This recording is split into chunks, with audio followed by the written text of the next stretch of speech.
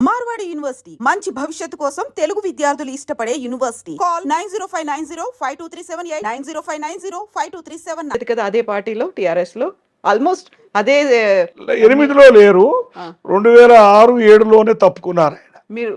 ఆయన రేవంత్ ఆయన తప్పుకున్నారు. కాకపోతే మీకు తెలుసా ముఖ పరిచయం కానీ ఆయన ఒక అబ్బాయి అక్కడ తిరుగుతున్నాడు, మన ఊరు మన ప్రాంతం వాడు తెలుసా? అట్లా తెలియదండి, అల్లుడేనా? అప్పటికే పెళ్లి అయిపోయింది. అవును, మరి 92లోనే పెళ్లి, 92లో పెళ్ళయింది. అవును. సో ఎట్లా ఉండేది? మీరు మీ అల్లుడు అందులోనే టిఆర్ఎస్ పార్టీలోనే ఉన్నారు అనుకుంటే? అది ఎప్పుడు కుటుంబాల మీద సమస్య, బాంధవ్యాల మీద ఏమి తేడా చూపలేదు. ఆయన పద్ధతి ఆయన, ఎవరి పద్ధతి వాళ్ళది. మీకంటే ముందు ఆయన టిఆర్ఎస్ పార్టీ నుంచి బయటకు వచ్చేసిండ్రు. అవును, నేనే మొదలు చేరాను పార్టీలో. 2002-3 రేవంత్ టిఆర్ఎస్లో చేరాను. 2-3లో సరిగ్గా గుర్తులేదు డేట్, కానీ అప్పుడు ఆయన చేరినప్పుడు కూడా మహబూబ్నగర్లో పెద్ద హడావిడిగా చేరాడు. పెద్ద గ్యాదరింగ్, అది కేసీఆర్కు అక్కడ మీటింగ్ పెట్టి పెద్ద గ్యాదరింగ్ ఏర్పాటు చేసి ఆయన చేరికలో చేరాడు దాంట్లో. ఆ తర్వాత ఆయన బయటకు వచ్చేసారు. తర్వాత 2006లో 2007 తర్వాత చంద్రబాబుతో కలిశారు, టీడీపీలో చేరిపోయారు క్రమంగా. మొదట్లో ఇండిపెండెంట్గానే గెలిచాడు, జెడ్పీటీసీ కానీ ఎమ్మెల్సీ కానీ ఇండిపెండెంట్గానే గెలిచాడు. అప్పుడు ఆ కాలంలో అది సంచలనం 2007లో జెడ్పీటీసీ ఎలక్షన్. కానీ ఎందుకంటే అప్పుడు కాంగ్రెస్ బలంగా ఉంది, అందులో పర్టికులర్గా మహబూబ్నగర్ జిల్లా. అదే టైంలో టిఆర్ఎస్ పార్టీ కూడా వచ్చింది, టీడీపీ ఉంది, ఇవన్నీ పార్టీలు ఉన్నప్పుడు ఆయన ఇండిపెండెంట్ గా గెలవడం అనేది. కాంగ్రెస్ తప్పితే మిగతా అన్ని పార్టీలను కలుపుకున్నాడు. టిఆర్ఎస్ పెద్దగా సహకరించలేదు, అందుకని దాంట్లో నుంచి బయటకు వచ్చాడు. ఇంకా తర్వాత మీకు కూడా టీడీపీ వైపు కానీ ఇంకేదైనా పార్టీకి వెళ్ళాలని? నాకు అట్లాంటి కోరికలు ఏం లేవు. అయితే జెడ్పీటీసీ, ఎమ్మెల్సీ, ఎమ్మెల్యే, ఎంపీ, ఆ తర్వాత ఇప్పుడు ముఖ్యమంత్రి, ఆ టైంలో పెళ్ళైనప్పుడు చూసుకుంటే ఇప్పటికీ ఇన్నేళ్ల తర్వాత ఏమనిపిస్తుంది పద్మారెడ్డి గారికి? రేవంత్ రెడ్డి గారిని చూస్తే, అల్లుడిని చూస్తే సంతోషం అనిపిస్తుంది. అట్లే పెళ్ళి అనేది ఇష్టం లేకుండే కదా ఫస్ట్ మీకు? గీత గారు, నేను రేవంత్ రెడ్డి గారు తను పరిచయం లేని అబ్బాయి, అందుకని ఎట్లాంటి వాడో తెలియదు కదా మనకు, ఆ నపనమ్మకం అవన్నీ ఉన్నాయి. తర్వాత మేమే దారిలోకి వచ్చాం. దారిలోకి తీసుకొచ్చిరారు గీత గారు, అంతే. ఎందుకని యాక్చువల్ గా మీరు అసలు ఒప్పుకోలేదు? అపనమ్మకమేనా లేకుంటే ఇంకేదైనా? తెలియదు అతని గురించి, అసలు ఏం తెలియదు. ఆయన గురించి తెలియదు కదా, బ్యాక్గ్రౌండ్ కానీ వాళ్ళ ఫ్యామిలీ కానీ. మా ప్రాంతమే కానీ మా ఊరికి చాలా దూరంగా ఉంటుంది. తెలిసిన వాళ్ళ ఊర్లో వాళ్ళు కొంత తెలిసిన వాళ్ళే. అట్లా అతను ఏం చదువుతున్నాడో, వాళ్ళు ఏం చేస్తున్నారో, కొంత మామూలు కుటుంబం అని కూడా కొంత, మాది అప్పటికే కొద్దిగా సంపన్న కుటుంబం అని ఒక ఫీలింగ్, రాజకీయ కుటుంబం అన్నీ ఉన్నాయి కదా మరి అట్లా. సో లవ్ మ్యారేజ్ అది. లవ్ మ్యారేజ్ కి వ్యతిరేకమైతే కాదు, అయినా తల్లిదండ్రుల విచక్షణ చూడాలి కదా, అమ్మాయి ఎటు వెళ్తుంది ఏమిటి, అంతే. అంతకు మించి దానికి ఏం వ్యతిరేకం కాదు లవ్ మ్యారేజ్లకి. ఇప్పుడు గీత గారు ఢిల్లీలో వెళ్ళి చదువుకొని వచ్చిండ్రు, లేడీ శ్రీరామ్ కాలేజ్లో, అక్కడ బిఎస్సి చేసి అక్కడ వచ్చిన తర్వాత సంబంధాలు కూడా చాలా ఎక్కువ రేంజ్ లో ఉన్నటువంటి సంబంధాలే వచ్చి ఉంటాయి, పెళ్లి చూపులు కావచ్చు. అప్పుడు పెద్ద సంబంధాలు చూడలేదండి అసలు చూడలేదు, ఎందుకంటే లవ్ నడుస్తున్నప్పుడు వేరే ఎట్లా చూస్తాం. అది ఇప్పుడు తెలిసింది మీకు నడుస్తోందని? ఎవరు చదువుతున్నప్పుడే తెలిసింది, డిగ్రీకి అక్కడ పంపించాము, తెలిసింది. అందుకని ఇక మళ్ళీ వేరే సంబంధాలు ఎట్లా చూస్తాం, వేరే అమ్మాయితోటి మనకు అనుమానంగా ఉంది కదా వ్యవహారం. ఇంటర్మీడియట్ లోనే పరిచయం ఒకరికొకరు ఇద్దరు. అవును. ఆ తర్వాత డిగ్రీకి మీరు అక్కడికి పంపించారు. ఎందుకు అక్కడి దాకా పంపించాల్సి అనిపించింది? మా అన్నగారు అక్కడ ఉన్నారు అప్పుడు ఢిల్లీలో, అక్కడ ఫ్యామిలీ ఉంది మా అన్నగారు. ఇక్కడ దూరం అయితే కొద్దిగా అనే ఉద్దేశం ఉంది కొంత, అందుకని అక్కడ పంపించారు. డౌట్ఫుల్, ఎందుకులే వద్దు ఇంకొంతకాలం చూద్దాము. ఎగ్జాక్ట్లీ. సో బట్ అప్పటికి కూడా ఇద్దరు స్టిక్ అయి ఉన్నారు. చివరి వరకు అమ్మాయి రేవంత్ ఇద్దరు స్టిక్ అయి ఉన్నారు. ఇక వాళ్ళ దాంట్లో అంత ఖచ్చితంగా ఉన్న తర్వాత మేము ఒప్పుకున్నాం. సో ఆ టైంలో గీత గారికి రాజకీయాలంటే పెద్దగా ఇష్టం లేదు అనేది విన్నాను. అంటే ఇక అన్నగారు పెదనాన్న చూసింది కదా, ఇది చాలా బిజీ లైఫ్, కాంప్లికేటెడ్ అని ఆమె అభిప్రాయం ఉండొచ్చు. జైపాల్ రెడ్డి గారి ఇంట్లో ఉంటూనే చదువుకున్నారు అక్కడే అక్కడే ఉంటూ. సో ఇది ఇంత బిజీ లైఫ్ ఇవన్నీ అనుకున్న తర్వాత మనం రాసి పెట్టింది అంతే కదా, అంతకంటే బిజీగా ఉండేటువంటి ఒక పర్సన్ భవిష్యత్తులో అవుతారని ఊహించుకోలేదు. అప్పుడు ఎట్లా ఊహిస్తామండి, అదంతా తెలియదు, అతని అబ్బాయే తెలియదు, అంత దూరం ఎట్లా ఊహిస్తాము, రాజకీయాలకు వస్తారు అన్ని కూడా అనుకోని విషయాలు. ముహూర్తాలు జాతకాలు ఇట్లాంటివన్నీ చూసుకున్నారా పెళ్లికి? మరి అన్నీ చూశారు. జాతకం కలుస్తుందా లేదా అనేది మేము పెద్ద పట్టింపు లేదు మాకు అసలు జాతకాలు. అందులో ఇది లవ్ మ్యారేజ్ అయినప్పుడు ఇంకా పట్టింపు ఏముంటుంది. బట్ ముహూర్తం మాత్రం చూసారు. చూశారు. గ్రాండ్ గా పెళ్లి చేయాలి, తండ్రిగా బాధ్యత, అదంతా ఎలా జరగాలో అలా జరిగిపోయింది సాధారణంగా.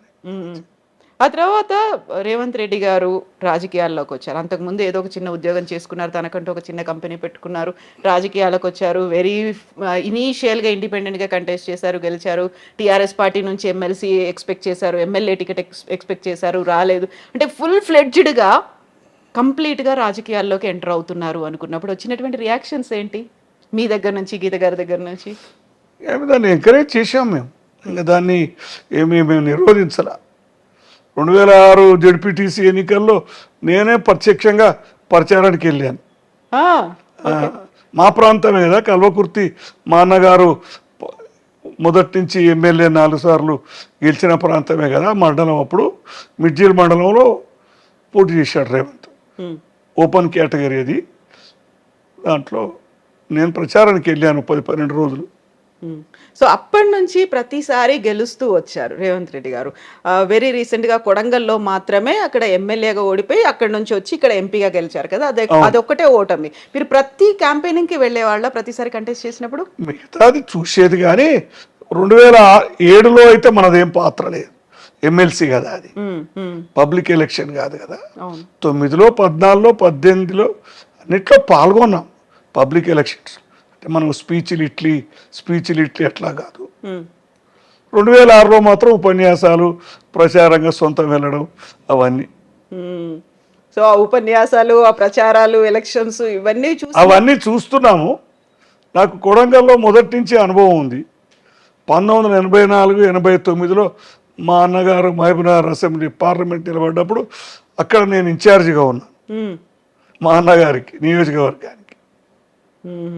అది అనుకోకుండా మాది అక్కడే రేవంత్ పోటీ చేశాడు. అంటే పూర్వ పరిచయాలు ఉన్నాయి 84 నుంచి. సో అది మెల్లిమెల్లిగా గ్రాడ్యువల్గా ఇక్కడ దాకా వచ్చిన తర్వాత ఒక్కసారి వెనక్కి తీసుకుంటే మీరు కానీ, గీత గారు కానీ, ఇంట్లో ఫ్యామిలీ మెంబర్స్ కానీ ఏం మాట్లాడుకుంటారు, ఏమనుకుంటారా? అసలు రాజకీయాలంటే ఇష్టం లేని గీత గారు కూడా ఈ ఆ సమస్య ఎప్పుడో మర్చిపోయారు, మునిగిపోయారు కదా, దాంట్లోనే మునిగి తేలారు కదా. ఇప్పుడు నైమిషా, గీత గారికి రేవంత్ రెడ్డి గారికి ఒకే ఒక కూతురు, తనకి నైమిషా అని పేరు పెట్టారు. ఎవరు పెట్టారా పేరు? ఏదో కొత్త పేరు కావాలని వెతికితే అది కనిపించింది, మేమందరం కూడా ఒప్పుకున్నాం. నైమిషారణ్యం బ్యాక్గ్రౌండ్ అయితే అది. మనకి రామాయణాలు, పురాణాల్లో మాత్రం నైమిషారణ్యం అనేది విన్నాము, చదువుకున్నాము. నైమిషా అని బుక్స్లో దాంట్లో వెతికారు, వెతికితే ఆ విధంగా సెలెక్ట్. ఇప్పుడు ఈ ఇంటికి పేరు కూడా నైమిషా అని పెట్టి ఉంది. మనవరాలతోటి ప్రేమతో పెట్టుకుంది, అది మీరే పెట్టుకున్నారు ఇది? అవును. నైమిషా బిల్డింగ్ అయితే కాదు కదా ఇది, నైమిషాది కాదు కదా, మాదే ఇది. కానీ మనవరాలు పేరు పెట్టుకుంటాం కదా మన అట్లా. సో తాత అని పిలిపించుకుంది నైమిషా నోట్ నుంచి, అంతేనా? ఆ అటాచ్మెంట్, ఆ బాండ్ అనేది. అయితే ఇప్పుడు ఒకే ఒక కూతురు అంటే మీకు ఒకే ఒక మనవరాలు, రేవంత్ రెడ్డి గారికి ఒకే ఒక కూతురు అనుకున్నప్పుడు మళ్ళీ ఫర్దర్గా ఎందుకు కంటిన్యూ చేయలేదు? ఒక మనవాడు ఉండాలి అడిగాం, కానీ అది వాళ్ళ ఇష్టం కదా, మనం బలవంతం పెట్టలేము, వాళ్ళ తీర్మానం అది. నేను పద్మారెడ్డి గారి గురించి నేను సెర్చ్ చేసినప్పుడు సోషల్ మీడియాలో ఫొటోస్ ఏమైనా ఉంటే చాలా చాలా లిమిటెడ్గా ఉన్నాయి. అందులో కూడా మనవాళ్ళు మనవరాళ్లతో ఉన్నటువంటి ఫోటోలు మాత్రమే ఉన్నాయి. ఎందుకంటే నేను పబ్లిక్ లైఫ్లో లేను కదండి, జీవితంలో నేను ఎక్కువ లేను, అంత లైమ్ లైట్ కూడా నాకు ఇష్టం ఉండదు. రేవంత్ రెడ్డి గారితో ఫోటో లేదు ఎందుకు మరి మీది? ఆయనతో ప్రత్యేకంగా దిగలేదు, కుటుంబంతో దిగాను.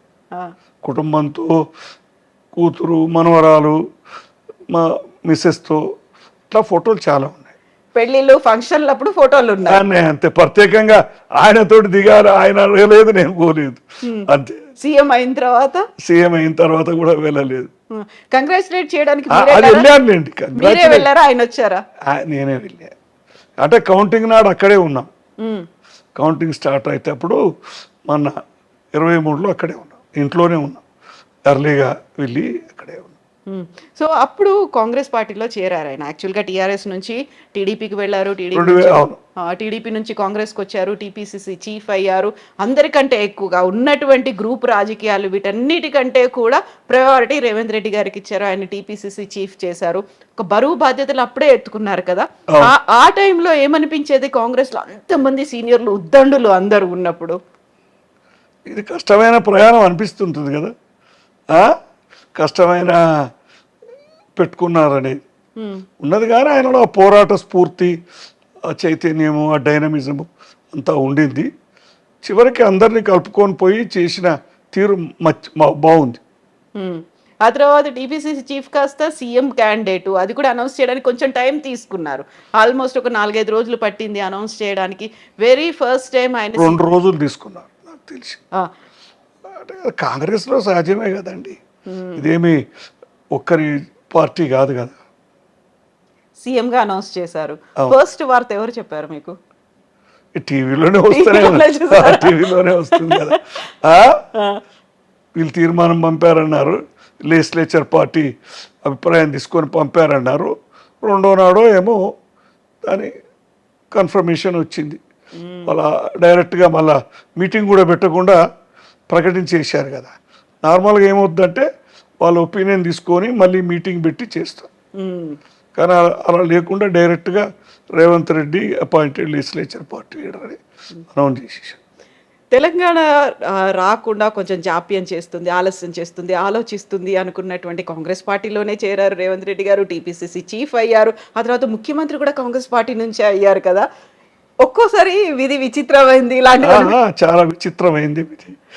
రాజకీయాలు అలా ఉంటాయండి, ఎక్కడ ఎప్పుడు ఏం జరుగుతుందో చెప్పలేము. రాజకీయాల్లో అన్ని సాధ్యమే అంటారు కదా, అసాధ్యం ఏమీ కాదు. చాలా విచిత్రమైన పరిణామాలు. టీడీపీ నుంచి కాంగ్రెస్ రావడం, టీడీపీ అంటేనే పక్క కాంగ్రెస్ వ్యతిరేక పార్టీ కదా, పరస్పర విరుద్ధ సిద్ధాంతాలు అన్నీ ఉంటాయి. అక్కడ నుంచి ఇక్కడికి రావడం, వచ్చిన తర్వాత ఇక్కడ నెగ్గుకు రావడం, ఇటు ప్రజల్లో కాదు అక్కడ ఉన్నటువంటి లీడర్లని, అధిష్టానం అందరూ. రేవంత్ అలా తన చాయిస్ను సరైన టైంలో కాంగ్రెస్లోకి మారిపోవడం. ఏం నచ్చుతుంది రేవంత్ గారిలో మీకు? డైనమిజం, చేయాలనే కోరిక, ఏదన్నా పట్టుదల. మొండి పట్టుదల అంటారా, ఏమంటారు మీద? మొండి అనొచ్చు, కొంత పట్టు విడుపు కూడా ఉందిలేండి. లేకపోతే కాంగ్రెస్లో ఆ పదవి సాధ్యం కాదు. ఇప్పుడు చుట్టూ అట్మాస్ఫియర్ అయితే విపరీతంగా ప్రజలు ఉంటారు, ఎదురు చూస్తూ ఉంటారు. వీళ్ళ దగ్గరికి వెళ్ళి కలిస్తే మనకి ఏదో పని అవుతుందేమో అనేది ఉంటుంది కదండి. ప్రజల్లో సహజంగా నాయకుడు అన్నప్పుడు పనులు అవుతాయని, ముఖ్యమైన పదవిలో ఉన్న వాళ్ళకి వస్తారు. సో ఇప్పుడు రాజకీయాల్లో ఉన్నారు అంటే బోల్డ్ అన్ని ఆటుపోట్లు ఉంటాయి. నేను ఎప్పుడు దాని పెద్ద ఆడంబరంగా తీసుకోలేదు. నాకేం పెద్ద దూరం ఉన్నట్టే ఉన్నా, లేనట్టే ఉన్నా, అంత దాని అంత పొంగిపోలేదు, కుంగిపోలేదు. ఎందుకంటే చిన్నప్పటి నుంచి అలవాటు అయిపోయింది. అప్స్ అండ్ డౌన్స్, రాజకీయాలు అన్నీ చూస్తున్నాం కదండి. 60 సంవత్సరాల నుంచి చూస్తున్నా నేను. 15-16 సంవత్సరాల చేత మనకు జ్ఞాపకం ఉంటుంది కదా రాజకీయాలు. బోల్డ్ అని లోసు హైసు అప్స్ అన్ని అందరిది, ఒక రేవంత్ది, జయపాలరెడ్డిదే కాకుండా అందరి రాజకీయాలు ఉత్థాన పతనాలు. ఇలాంటి టైంలోనే చాలా వరకు మేము వాళ్ళకి వెళ్ళి మాట్లాడితే మా పనులు అవుతాయేమో అనుకున్నట్టుగానే ఆరోపణలు అనేవి ఉంటాయి, విమర్శలు ఉంటాయి. వీటన్నిటిని తట్టుకొని అవన్నీ లేకపోతే రాజకీయాలు కావు. ఇక సహజంగా విమర్శలు, ప్రతి విమర్శలు, తిట్టుకోవడాలు ఎక్కువైపోయింది ఇప్పుడు. ఏమనిపిస్తుంది ఆ తిట్టుకోవడాలు? అవన్నీ నాకు నచ్చే విషయాలు కావు సరిగా చెప్పాలంటే. అసలు నచ్చదు. నచ్చదు. ఎందుకంటే మా అన్నగారి చూస్తూ వచ్చాం కదా చిన్నప్పటి నుంచి కూడా ఆ ప్రభావం అంతా ఉంటుంది.